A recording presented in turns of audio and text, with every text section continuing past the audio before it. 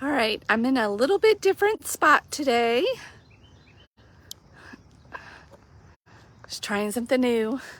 And it's, we're not going to see the sun, probably. We've got lots of clouds and storms getting ready to roll through, and storms that rolled through last night, which is so amazing because now it's going to be a little bit cooler. We're getting a break from the sweltering heat and humidity for a few days. So we'll take it. Bring it on. So I read a really strange passage this morning that I'm not, well, we'll see if I can do something with it. I still feel like I need to sit with it a little bit longer. But, sometimes when I start talking, I even get a new understanding. So Mark chapter 7, at the very end, there's a really strange story about Jesus healing a deaf man who also can't speak. And I say this is strange because we're getting stories of Jesus like laying hands on people and healing people all over.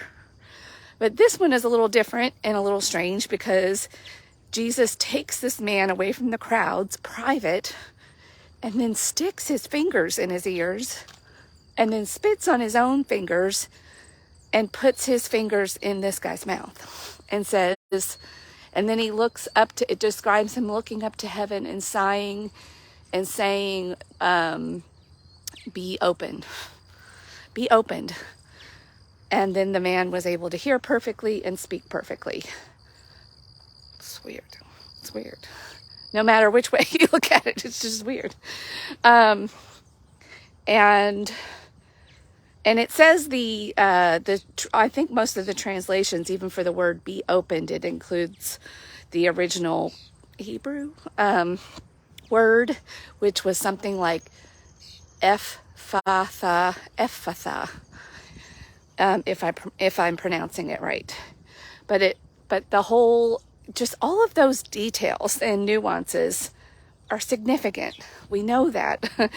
So this is where we've got to sit with, if we take the time to sit with it, we can hopefully understand it. And we're thousands of years out with only the word.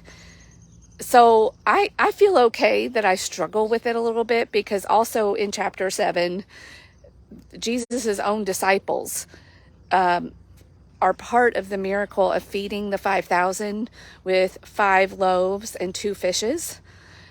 And then later that same day, they're on the water and there's wind and waves and they're afraid. And then Jesus comes along, walks on water, and they're afraid. They're not even making the connections. It even says they have not understood the significance of what just happened with feeding the 5,000. So I feel okay not fully understanding it. It might take a lifetime to fully get it, and maybe I won't even fully get it in this human life. But even if we start to get a little bit, our life becomes changed. We become changed. And I do know that is happening. But, when I really sat with, and I even put my fingers in my ears this morning, like, did you know, like, our ears are like perfectly the size of your fingertips. And I bet each one, there's a relationship there. Like, we can block out. And when you do that, when you really plug up your ears with your fingers, that's a pretty solid mass there. You block out sound. So what I titled today was Penetrating Truth. So Jesus, as metaphor, like he literally comes and does this to the man, but metaphorically, so we can get the message that we need to be blocking out all the noise of the world and only listening to Jesus first. Like, that should be our filter and our first, so that we can truly hear. And back in the Old Testament, there were a lot of times when in the Psalms and in Proverbs and other writings where we were told people have eyes, but they can't see. They have ears, but they can't hear. So we're told this over and over again. And I think we're getting just the New Testament version of that. And when we speak, we should be like Jesus should be on our tongues first before we're speaking just our own truth. That our beingness should be infused and penetrated by Jesus first. And a lot of us are, and me included, like we're like, I see the world, like I react to other people. And that is my litmus test and my filter if I'm not careful. If I'm not, sitting with the word and allowing it to penetrate me, letting it, it's like I've just got to get out of the way and let the word, the living word, get into me and let it live in me. And that's a process that I have to forget and not trust everything I see from my human perspective and everything that's happening in the human world, and then trying to draw conclusions and meanings that are driving my behavior and action. And God is love, so I need to let love penetrate me. Love is truth. Fear is our own version, trying to twist the truth. Our human understanding getting in the way and trying to argue with reality and what is happening, and telling ourselves that we should be afraid and protect ourselves and defend and go against. And love doesn't do, well, love sometimes does those things, but it does it in a different way and with a different energy that doesn't cause fear inside. And I think that was also what was happening on the water. The disciples, and even when they were feeding the 5,000, they were trusting their own perceptions of what was there, with their own senses, and going and not seeing what was possible. Or it seemed they were already determining that it was impossible, not possible to do. And even though they took part in it, and they even saw the evidence, they saw it happen, and they even have 12 baskets of leftovers. Because I even sat with myself, this is my human logic with that story. And I'm like, well, maybe Jesus was able to change the properties of the bread so that even a crumb was filling. Like, we could even reading that. So they made sure, God knew, and the writers of the Bible knew that our logic would find a way to make it possible. And that seems more logical than actually creating more bread out of what was there, and more fish out of what was there that would feed that many people. And so that we're told there were 12 baskets left over. Everybody ate enough to be satisfied, and there were leftovers. So then I was like, darn it, that logic won't work. So I try to find loopholes. I'm human. I'm trying to look at it from all angles and see what's possible, or how it can make possible to my human self, and also make it still miraculous. Oh man. Because some of these stories, they're just downright strange. And we've got to really sit with them for a while and see beyond and hear beyond, and let the words speak to us beyond what they're literally saying. We have to really let ourselves get metaphorical too. And analogies help me like this. So I don't know if they help you. I don't know if this is helping. But the more that I'm understanding, and again, we were told this in the Old Testament a lot, what you see is not really what you see. And again, we are learning more and more about the brain every day, and even the reticular activating system. And then also we make up meanings for what things mean too, and how we feel about what we see, versus just separating out the facts. So we have our reticular activating system, and then we have then we take it a few steps further, and then we tell ourselves what it means. For example, a fact is that we have clouds and rain today.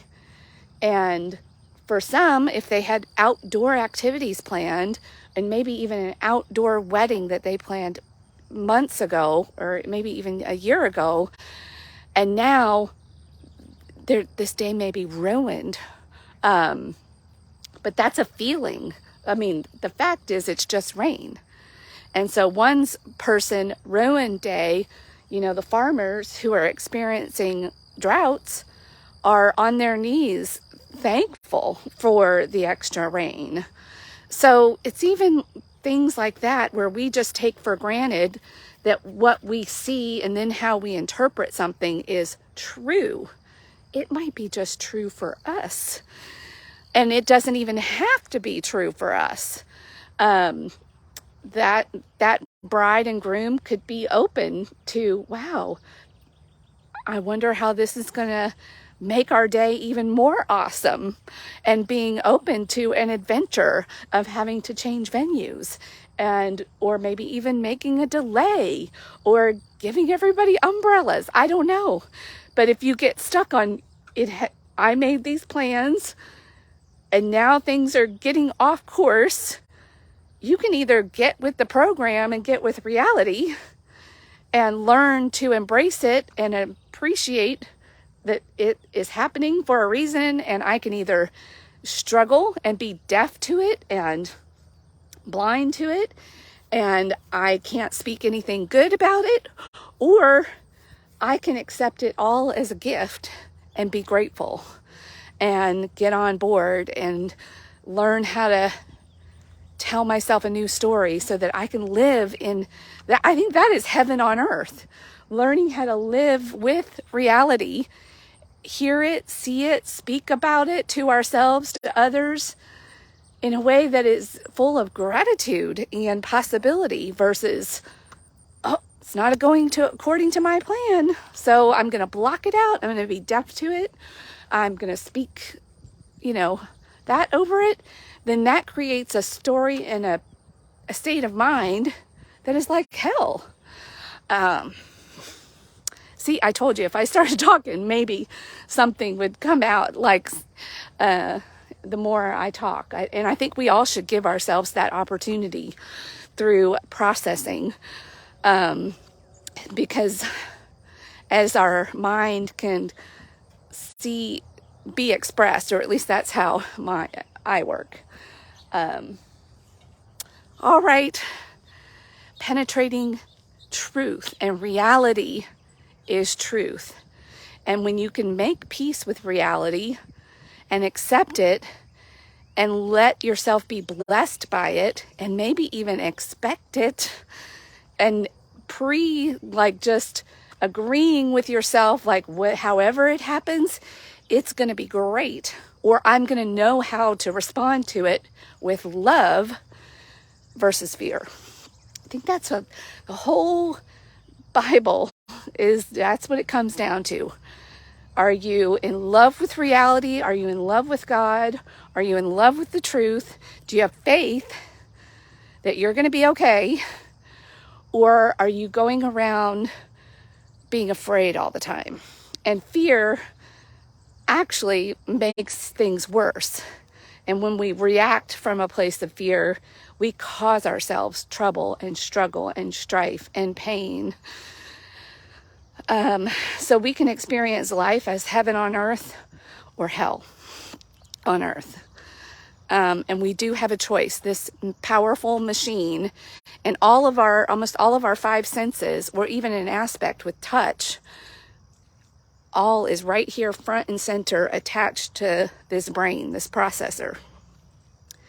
And we have more control than we think, and we get to choose what we focus on. And I'm going to choose to focus on love. Pause as much as I can, training myself to focus on love, possibility, and letting it line up with reality so that I can live wholeheartedly, full of faith, full of love, and not afraid even of death, because that's not the end. There's so much beyond. So we can either be open and let our senses be open to the truth, or we can limit it and we can be closed off. We can listen but not hear. We can speak but not understand. And understanding comes first. Jesus put his fingers with his spit in his mouth. That has to come first. And putting his fingers in the ear. All right. Have a great day wherever you are. This was a strange one. I hope I did it even a little bit of justice. I think I helped myself even understand it a little bit better, and got something out of just sharing it with you. So thank you for giving me, whether you listen or not, this has been helpful for me. So, all right, which is the whole point of why I'm doing this. Have a great day, rise and shine wherever you are, and go choose love.